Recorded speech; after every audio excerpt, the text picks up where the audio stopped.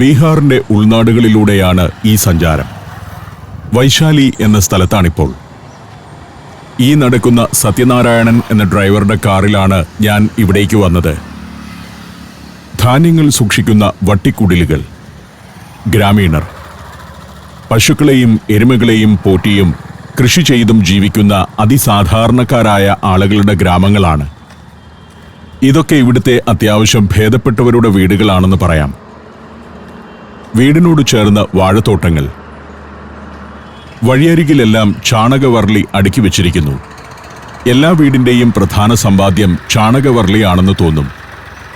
കൃഷിയിടത്തിൽ നിന്ന് ട്രാക്ടർ പോകുന്നു. റോഡിൽ എവിടെയും കാണാം ഇത്തരം ട്രാക്ടറുകൾ. അതിൽ ചെറുതായി അരിഞ്ഞ വൈക്കോലാണ് കൊണ്ടുപോകുന്നത്. എല്ലാ വീടിന്റെയും മുൻഭാഗത്ത് എരുമകൾ കാണും, മെഴുത്ത എരുമകൾ. അവയാണ് വീട്ടിലേക്ക് സ്വാഗതം ചെയ്യുന്നത്. ഇതിവിടുത്തെ സമ്പന്ന വീടാണ്. ബാക്കിയൊക്കെ പ്ലാസ്റ്റർ ചെയ്യാത്ത, പെയിന്റ് അടിക്കാത്ത വീടുകളാണ്. വഴിയരികിൽ മരക്കുറ്റിമേൽ കഥ പറഞ്ഞിരിക്കുന്ന 2 ചെറുപ്പക്കാരെ പരിചയപ്പെട്ടു. ഞാൻ അവരോട് പേര് ചോദിച്ചു. ഇയാൾ ധനഞ്ജയ്. ഇവരുടെ ഉച്ചാരണമൊന്നും അത്ര ശരിയല്ല, അതുകൊണ്ട് പറയുന്നത് പെട്ടെന്ന് നമുക്ക് മനസ്സിലാവില്ല. ധനഞ്ജയ് അല്പം സമ്പന്നമായ കുടുംബത്തിലെ അംഗമാണെന്ന് തോന്നുന്നു. പുറകിലിരിക്കുന്നയാൾ ദിനേശ്. ഇവരുടെ വീട് എവിടെയാണ് എന്ന് ചോദിച്ചു. തൊട്ടു പിന്നിലുള്ള ഭേദപ്പെട്ട ആ വീട് ധനഞ്ജയുടേതാണ്. അതിനു മുൻപിൽ എന്തൊക്കെയോ കൊയ്തു കൊണ്ടുവന്ന് കൂട്ടിയിട്ടുണ്ട്. വീടിനോട് ചേർന്നുള്ള വട്ടിക്കുടലുകൾ എന്തിനുള്ളതാണെന്ന് ഞാൻ ചോദിച്ചു. ധാന്യം സൂക്ഷിക്കാനാണെന്ന് ധനഞ്ജയുടെ മറുപടി. ഇതിനകത്താണ് ഗോതമ്പൊക്കെ സൂക്ഷിക്കുന്നത്. എല്ലാ വീടിന്റെയും മുറ്റത്ത് അത്തരം 3-4 എണ്ണമുണ്ടാകും. അതിനൊരു മേൽക്കൂരയുണ്ട്. കടുകാണ് ഈ കൊയ്തു കൊണ്ടുവന്നിട്ടിരിക്കുന്നത്. പിന്നെ വേറെ എന്തോ ധാന്യവുമുണ്ട്. അപ്പോഴേക്കും കുറച്ച് പിള്ളേർ വന്നു. സ്കൂൾ വിട്ട് വന്നതേയുള്ളൂ. യൂണിഫോമൊക്കെ ഇട്ട് നിൽക്കുന്നു. ഇവന്റെ പേര് ആര്യൻ കുമാർ ആശിഷ് എന്നാണ്. ഇന്ന് സ്കൂൾ ഉണ്ടായിരുന്നോ എന്ന് ഞാൻ ചോദിച്ചു. ഉണ്ടായിരുന്നു. സ്കൂൾ വിട്ട് ഇപ്പോൾ വന്നതേയുള്ളൂ. അവൻ മടിയൊന്നും കൂടാതെ സംസാരിക്കുന്നു. സത്യനാരായണന്റെ കാറിൽ കയറി അവിടെ നിന്നും യാത്ര തുടരുകയാണ്. ഇനി പാറ്റ്നയിലേക്ക് മടങ്ങണം. മടക്കയാത്രയിലും ചില ഗ്രാമങ്ങൾ കാണണം. ഇതൊക്കെയാണ് ഇവിടുത്തെ സാധാരണക്കാരുടെ വീടുകൾ. എല്ലാ വീടിന്റെയും മുറ്റത്ത് കൊയ്ത്തു കഴിഞ്ഞതിന്റെ സൂചന പോലെ എന്തെങ്കിലുമൊക്കെ കൂടിക്കിടക്കുന്നുണ്ടാവും. വീടും തൊടിയുമൊക്കെ പൊതുവെ ഇങ്ങനെയാണ്. എല്ലാ വീടിന്റെയും മുറ്റത്ത് ട്രാക്ടറോ അതിന്റെ ട്രെയിലറോ കാർഷിക ഉപകരണങ്ങളോ ഒക്കെ കാണും. ധാരാളം പശുക്കളും എരുമകളും എല്ലാ വീടിന്റെയും മുറ്റത്തുണ്ടാകും. പുതിയ വട്ടിക്കുടലുകൾ നെയ്തുകൊണ്ടിരിക്കുന്നതും കാണാം. വീടിന്റെ മുറ്റത്ത് ഒരു കട്ടിലിട്ട് അതിലിരിക്കുന്ന സ്ത്രീകൾ. ഇതൊക്കെയാണ് ബീഹാറിന്റെ ഗ്രാമക്കാഴ്ചകൾ. എല്ലാ ഗ്രാമത്തിലും ഇതിങ്ങനെയൊക്കെ തന്നെയായിരിക്കും. ഇതിവിടുത്തെ സ്കൂളാണ്. രാജകീയ് മധ്യവിദ്യാലയ് മാൻപുര മിഡിൽ സ്കൂളാണ്. മാൻപുര എന്ന സ്ഥലത്തുകൂടിയാണ് ഇപ്പോൾ പോയിക്കൊണ്ടിരിക്കുന്നത്. വൈശാലി ജില്ലയിൽ ഉൾപ്പെടുന്ന പ്രദേശങ്ങൾ തന്നെ. രാമായണ കാലത്ത് ഇവിടം ഭരിച്ചിരുന്ന വിശാലൻ എന്ന രാജാവിന്റെ പേരിൽ നിന്നാണ് വൈശാലി എന്ന സ്ഥലനാമം ഉണ്ടായതെന്നാണ് പറയപ്പെടുന്നത്. ലോകത്തെ ആദ്യ റിപ്പബ്ലിക്കായിരുന്നു വൈശാലി. 2600 വർഷങ്ങൾക്ക് മുൻപ് തന്നെ തെരഞ്ഞെടുക്കപ്പെട്ട ജനപ്രതിനിധികളുടെ അസംബ്ലി ഭരണകാര്യങ്ങൾ തീരുമാനിച്ചിരുന്ന നാടാണിത്. ഒരൊറ്റയാൾ ഭരിക്കുന്നതിനു പകരം ഗണസംഘം എന്നറിയപ്പെട്ടിരുന്ന ജനനേതാക്കളുടെ ഒരു കൂട്ടം നാടിന്റെ പൊതുവായ കാര്യങ്ങൾ ചർച്ച ചെയ്ത് ഭരണം നടപ്പാക്കുന്നതായിരുന്നു രീതി. കാർ ഇപ്പോൾ ഹമീദ്പൂർ എന്ന സ്ഥലത്തേക്ക് എത്തിയിരിക്കുന്നു. ഇവിടെ നിന്ന് ഒരു ചായ കുടിച്ചിട്ട് പോകാമെന്ന് ഞാനും സത്യനാരായണനും കൂടി തീരുമാനിച്ചു. നല്ല ഒരു ചായ കിട്ടണം. ചായ മാത്രമല്ല, ഇവിടെ പോച്ച് ഡഗ് എന്ന മുട്ട കൊണ്ടുള്ള ഒരു വിഭവമുണ്ടെന്ന് ഞാൻ വായിച്ചിട്ടുണ്ട്. അത് ബീഹാറിലെ ചെറുപട്ടണങ്ങളിലൊക്കെ കിട്ടുന്നതാണ്. ഒരു പോച്ച് ഡഗ് കഴിച്ചിട്ട് പോകാമെന്ന് ഞാൻ തീരുമാനിച്ചു. സത്യനാരായണനും അതിനെ പിന്തുണച്ചു. പോച്ച് ഡഗ് കിട്ടുന്ന കടയാണ് അന്വേഷിക്കുന്നത്. ഇവിടെ എല്ലാ പട്ടണത്തിലും അത് കിട്ടുമെന്നാണ് ഡ്രൈവർ സത്യനാരായണൻ പറയുന്നത്. പോച്ച് ഡഗിന്റെ വിശേഷങ്ങളുടെ നിരവധി വീഡിയോകൾ യൂട്യൂബിൽ കണ്ടിട്ടുണ്ട്. മുട്ട വിൽക്കുന്ന ഉന്തുവണ്ടികൾ പലതുണ്ട്. പക്ഷേ ഇവരൊന്നും പോച്ച്ഡ് എഗ് ഉണ്ടാക്കുന്നില്ല. ഓരോ ഇടത്തും ഞങ്ങൾ ചോദിച്ചു. പലഹാരക്കടകൾ, ബേക്കറികൾ ഒക്കെ വഴിയരികിലുണ്ട്. പക്ഷേ പോച്ച്ഡ് എഗ് വിൽക്കുന്ന കടകൾ കാണുന്നില്ല. ഏതായാലും അവിടെ ഒരിടത്ത് വണ്ടി നിർത്തി ഞങ്ങൾ ഇറങ്ങി. ഇലക്ട്രിക് റിക്ഷകളാണ് ഇവിടെയെല്ലാം കാണുന്നത്. ഉത്തരേന്ത്യൻ ഗ്രാമങ്ങളെയെല്ലാം ഇലക്ട്രിക് റിക്ഷകൾ കീഴടക്കി കഴിഞ്ഞു. അതുകൊണ്ട് തന്നെ നമ്മുടെ ഓട്ടോറിക്ഷകൾക്ക് ഇവിടെയൊന്നും തീരെ ഡിമാൻഡില്ല. പോച്ച്ഡ് എഗ് കിട്ടുന്ന ഇടം അന്വേഷിച്ച് അങ്ങനെ നടക്കവേ ഇവിടെ ഒരു ഷെഡ് കണ്ടു. അതിനകത്തൊരു കട, ബാർബർ ഷോപ്പാണ്. വൈകുന്നേരം ഒരാൾ സഞ്ചിയൊക്കെയായി വരുന്നു. ഒരു ഭാഗത്ത് ഉയരമുള്ള കസേര, അത് പഴയ ജനറേഷനിലേതാണ്. അകത്ത് ന്യൂ ജനറേഷൻ കറങ്ങുന്ന കസേരയുമുണ്ട്. ഇദ്ദേഹമാണ് ഇതിന്റെ ഉടമസ്ഥൻ, ദിലീപ് ഠാക്കൂർ. ഞാൻ ഷൂട്ട് ചെയ്യുന്നത് കണ്ടപ്പോൾ ദിലീപ് ഠാക്കൂർ പണിയൊക്കെ നിർത്തി പുറത്തേക്കിറങ്ങി. മുടിവെട്ടാനോ ഷേവ് ചെയ്യാനോ വന്നയാൾ കസേരയിൽ കാത്തിരിക്കുകയാണ്. ഞാൻ ഷൂട്ട് ചെയ്യൽ നിർത്താതെ മുടിവെട്ടില്ല എന്ന മട്ടിൽ ഠാക്കൂറും. തൊട്ടടുത്ത് തന്നെ ഒരു ചായക്കടയുണ്ട്. അവിടെ നിന്ന് ഒരു ചായ കുടിക്കാൻ തീരുമാനിച്ചു. മൺകപ്പുകളിലാണ് ഇവിടെ ചായ വിളമ്പുന്നത്. ഉപയോഗിച്ച സാധനം വീണ്ടും ഉപയോഗിക്കുമോ എന്ന് ഞാൻ ചോദിച്ചു. ഇല്ലെന്നാണ് ഇവർ പറയുന്നത്. നന്നായി പാലൊക്കെ ചേർക്കുന്നുണ്ട്. ഉത്തരേന്ത്യയിലെ ചായ വളരെ രുചികരമാണ്. ഒരു ഡെസേർട്ട് പോലെയാണത്. നല്ല മധുരവും അല്പം മസാലയുമൊക്കെ ചേർന്ന ഗംഭീര ചായ. അത് മൺകപ്പിനകത്ത് ഇങ്ങനെ ഒഴിച്ചു തരും. ഞങ്ങൾ 2 പേർക്കുള്ളതാണ് പറഞ്ഞിരിക്കുന്നത്. 10 രൂപയാണ് വില. മൺകപ്പിൻ്റെയും കൂടി മണമുണ്ട് ഇതിന്. മണ്ണിന്റെ മണമുള്ള ചായ എന്ന് പറയാം. സത്യനാരായണൻ കുടിച്ചിട്ട് സർട്ടിഫൈ ചെയ്തു. ഗംഭീര ചായയാണത്രേ. മൺകപ്പിലെ ഇവിടെ ചായ കിട്ടുകയുള്ളൂ. എതിർവശത്ത് ഇറച്ചിക്കടകളുണ്ട്. മുസ്ലിങ്ങൾ കൂടുതലുള്ള പ്രദേശമാണ് ഹമീദ്പൂർ. അതുകൊണ്ടാവാം അത്. ചായ കുടിച്ചു കഴിഞ്ഞപ്പോഴാണ് ഇവിടെ ഇങ്ങനെയൊരു പെട്ടിക്കട കണ്ടത്. ഒരാൾ ഒരു സ്റ്റൗവും കുറെ മുട്ടകളുമായിരിക്കുന്നു. ഇവിടെ പോച്ച്ഡ് എഗ് ഉണ്ടോ എന്ന് അയാളോട് ചോദിച്ചു. ഉണ്ടെന്ന് പറഞ്ഞു. ശരി, ഒരെണ്ണം ഉണ്ടാക്കാൻ പറഞ്ഞു. തവി പോലെ ഒരു പാത്രമാണ് ആദ്യം അടുപ്പിലേക്ക് വെക്കുന്നത്. വലിയൊരു തവി തന്നെ. ഇവിടെ സ്ഥിരമായി ഉണ്ടാക്കുന്ന ഒരു വിഭവമാണ് പോച്ച്ഡ് എഗ്. ഇത്തരത്തിൽ ഒരു തവിപാത്രത്തിൽ ഉണ്ടാക്കും. 5 കുഴിയുള്ള പാത്രത്തിലും ഉണ്ടാക്കും. ഒരു മുട്ട വേണോ അതോ ഡബിൾ വേണോ എന്ന് ചോദിച്ചു. ഏതായാലും ഉണ്ടാക്കുകയല്ലേ, ഡബിൾ ഉണ്ടാക്കാൻ ഞാൻ പറഞ്ഞു. പാത്രത്തിലേക്ക് കുറച്ച് എണ്ണയൊഴിച്ചു. പ്രേക്ഷകർ ദയവ് ചെയ്ത് ഇതിന്റെ വൃത്തിയെക്കുറിച്ചൊന്നും ചിന്തിക്കരുത്. പോച്ച്ഡ് എഗ് എങ്ങനെയാണ് ഉണ്ടാക്കുന്നതെന്ന് മാത്രം കാണുക. അത്രമാത്രം. തവിയിലേക്ക് എണ്ണയൊഴിച്ചു. എന്തെണ്ണയാണെന്നോ എത്ര തവണ ഉപയോഗിച്ചതാണെന്നോ ഒരു നിശ്ചയവുമില്ല. 2 മുട്ട പൊട്ടിച്ച് അതിനകത്തേക്കൊഴിച്ചു. ഇതാണ് പരിപാടി. കുറച്ച് ഉപ്പുപൊടി ചേർത്തു. ആ പാത്രത്തിൽ കിടന്ന് മുട്ട വേകുന്നു.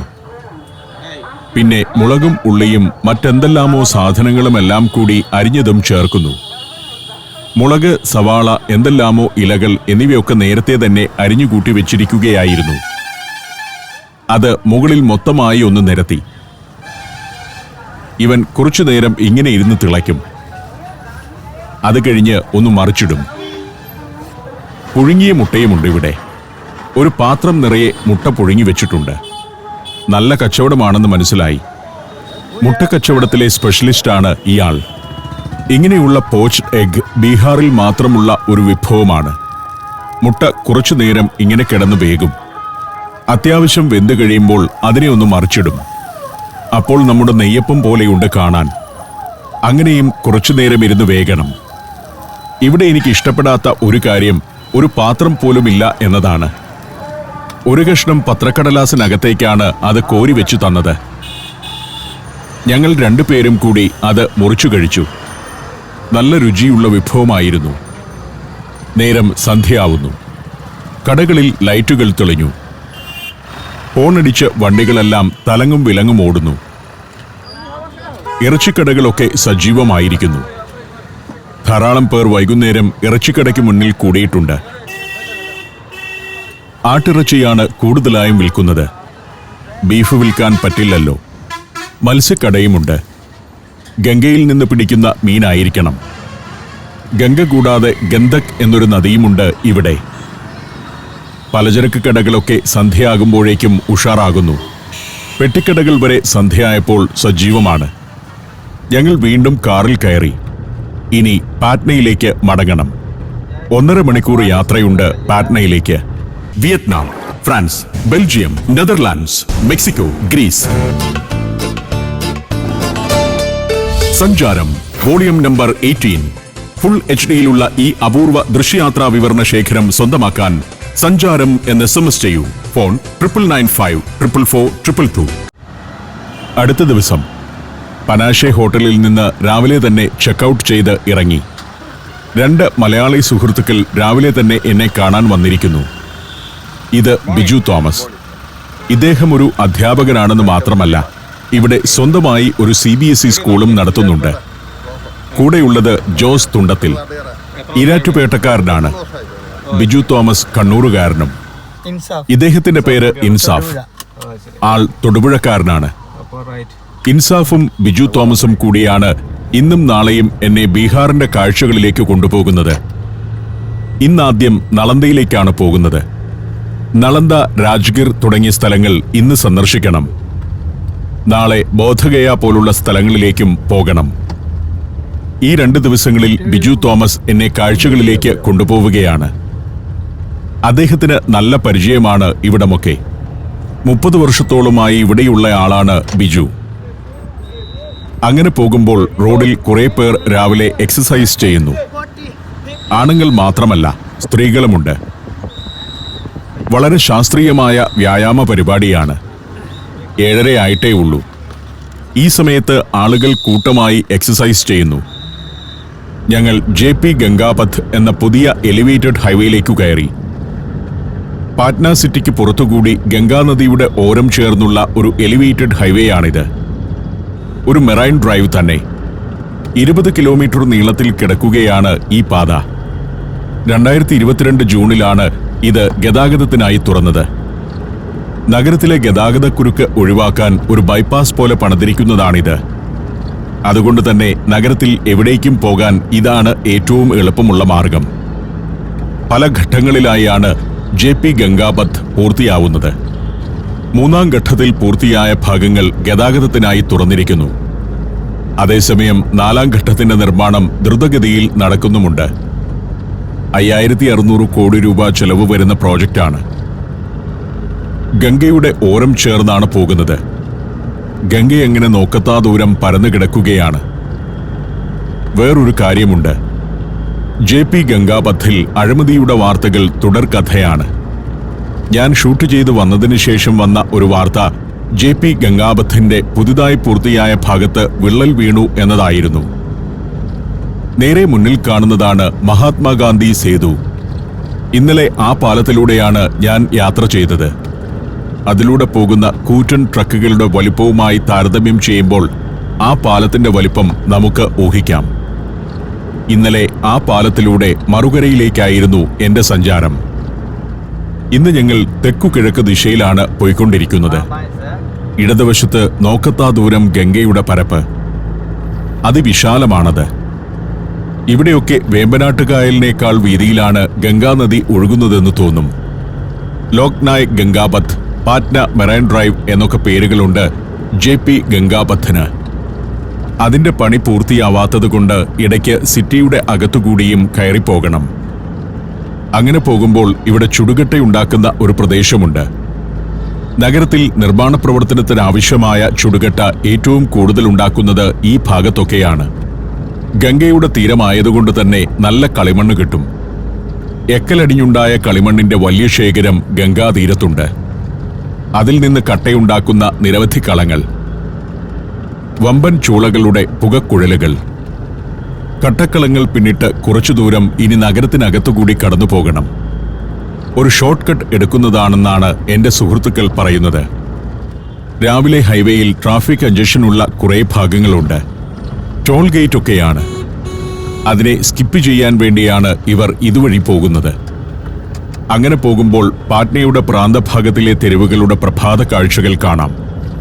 പഴയ പാറ്റ്ന നഗരത്തിന്റെ ഒരു കാഴ്ച തന്നെയാണിത്. ചെവിയിൽ ഫോൺ വെച്ച് ബൈക്ക് ഓടിക്കുന്നവരും കട്ടക്കളത്തിൽ നിന്ന് ചുടുകട്ടയുമായി പോകുന്ന ട്രാക്ടറുകളുമൊക്കെയുള്ള തെരുവ്. ഇതാണ് പാറ്റ്നയുടെ പഴയ തെരുവുകൾ. വളരെ ഇടുങ്ങിയ തെരുവുകളാണ്. ഇവിടെയൊക്കെയാണ് പാറ്റ്ന വളർന്നത്. 16-ാം നൂറ്റാണ്ടിൽ ഷേർഷാ സൂരിയുടെ കാലത്താണ് പാറ്റ്ന ജനങ്ങൾ തിങ്ങിപ്പാർക്കുന്ന പ്രദേശമായി മാറിയത്. പുരാതന പാറ്റ്നയെ ഷേർഷാ പുനർനിർമ്മിച്ച് വിവിധ ജോലികൾ ചെയ്യുന്ന ആളുകളെ പട്ടണത്തിന്റെ ഓരോ ഭാഗത്തായി താമസിപ്പിക്കുകയായിരുന്നു. അന്നു തുടങ്ങിയ പാറ്റ്നയിലെ തിരക്കുകൾ ഇന്നും തുടരുകയാണെന്നാണ് പറയാറുള്ളത്. നഗരം പിന്നിടുന്നതോടുകൂടി പിന്നെ വിശാലമായ കൃഷിയിടങ്ങളായി. ഗംഗാതടം മുഴുവൻ വലിയ തോതിൽ കൃഷി നടക്കുന്ന സ്ഥലങ്ങളാണല്ലോ. എയർ ഇന്ത്യയുടെ 2 പഴയ വിമാനം കൊണ്ടുവന്ന് ഒരിടത്ത് വെച്ചിരിക്കുന്നു. റെസ്റ്റോറന്റ് പണിയാനോ മറ്റോ ആണ്. കിഴക്കോട്ട് പോകുന്ന ഒരു 4 വരി ഹൈവേയിലൂടെയാണ് ഞങ്ങളുടെ യാത്ര. ഇവിടെ നിന്ന് ഇനി തെക്കോട്ട് തിരിയണം നളന്ദയിലേക്ക് പോകണമെങ്കിൽ. അതിനിടയ്ക്ക് ചില ഗ്രാമങ്ങളിലൂടെ കയറാമെന്ന് ഞാൻ പറഞ്ഞു. അങ്ങനെ ഒരു ഗ്രാമീണ പാതയിലേക്ക് വണ്ടി തിരിച്ചുവിട്ടു. നേരെ പോയാൽ ഇവിടുത്തെ മുഖ്യമന്ത്രി നിതീഷ് കുമാറിന്റെ ജന്മഗ്രാമത്തിലേക്കെത്താം. അതൊരു കാർഷിക ഗ്രാമം കൂടിയാണ്. നളന്ദയിലേക്ക് പോകുന്ന വഴിക്ക് അതുകൂടി കാണാമെന്ന് തീരുമാനിച്ചാണ് ആ ഗ്രാമത്തിലേക്ക് വണ്ടി വിടുന്നത്. ഇവിടെ ഒരിടത്ത് കുറെ ആടുകളെ നിരത്തി നിർത്തിയിരിക്കുന്നു. കുറേയേറെ ആടുകൾ.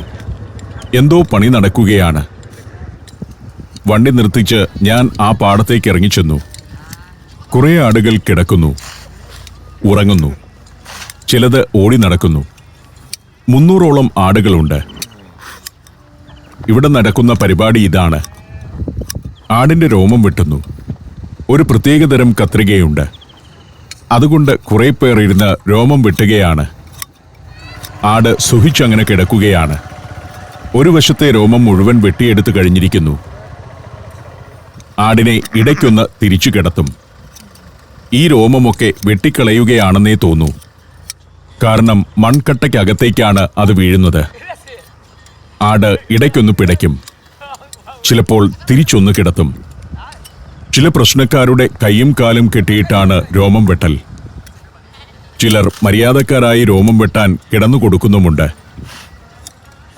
വെറും മണ്ണിൽ വീണുകിടക്കുന്ന ഈ രോമം എടുക്കുമോ എന്ന് എനിക്ക് സംശയമായി. ചോദിച്ചപ്പോൾ അതിനകത്തെ നല്ലതെടുക്കുമെന്നാണ് വെട്ടുകാർ പറഞ്ഞത്. പല ആടുകളുടെയും പുറത്ത് ചായം കൊണ്ട് അടയാളമിടുന്നുണ്ട്. പാടത്തേക്ക് ഇങ്ങനെ വെട്ടിയിട്ടിട്ട് അതിൽ നിന്ന് നല്ലത് വേർതിരിച്ചെടുക്കും. പരമാവധി രോമം ഉപയോഗിക്കുമെന്നാണ് ഇവർ പറയുന്നത്.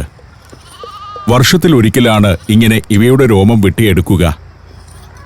യൂറോപ്പിലൊക്കെ വർഷത്തിൽ 2 തവണ രോമം എടുക്കാവുന്ന ആടുകളുണ്ടെങ്കിലും ഇവിടെ നാടൻ സാഹചര്യത്തിൽ ജീവിക്കുന്ന ആടുകളിൽ നിന്ന് 1 തവണയെ വെട്ടാനാവൂ.